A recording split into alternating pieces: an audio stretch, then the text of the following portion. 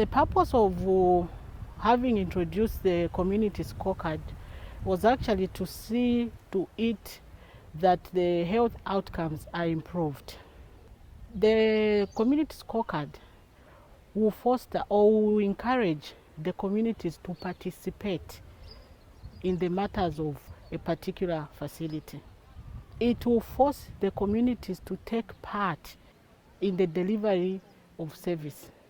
Because what the concept will do is to create a platform for the communities to take part or to take responsibility of their own actions or of the performance of the people that are working within their communities.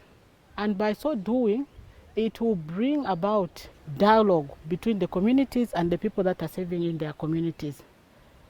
It will encourage them to sit down and seek for solutions on indicators or on things that are not being done well.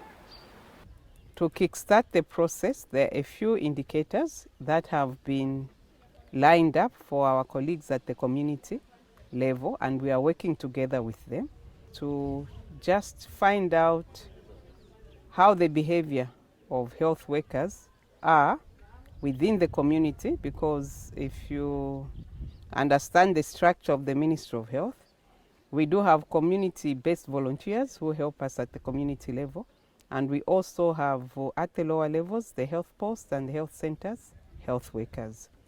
So we would like to know in terms of how accessible the services are.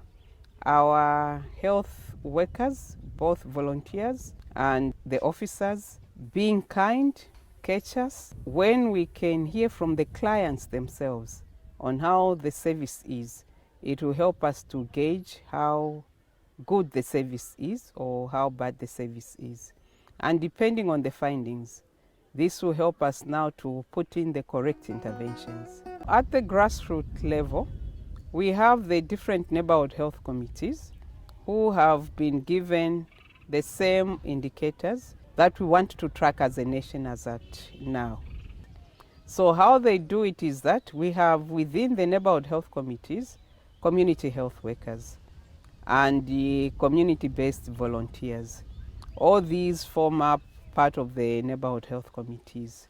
And so from that, as they meet on a monthly basis, they look at those different indicators in the different neighborhood health committees, and using the scoring that we talked about, they will be able to rank themselves and see how they are performing.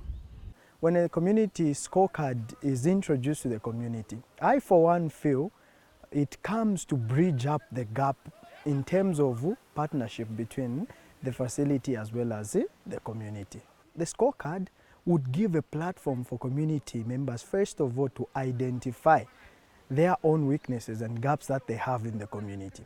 So if they are able to identify, they will realize to say not all problems can be solved by the facility. Through the scorecard, they'll be able to understand to say, oh, actually, even us as a community, there's something that we're supposed to do to improve these services. The scorecard would equally enable them know which problems are supposed to be sorted out by the community, which problems are supposed to be sorted out by the facility, because it gives them an opportunity to plan. Once the scoring session has been done and submitted to the district, uploaded on the platform, the action plan will be also uploaded on the platform.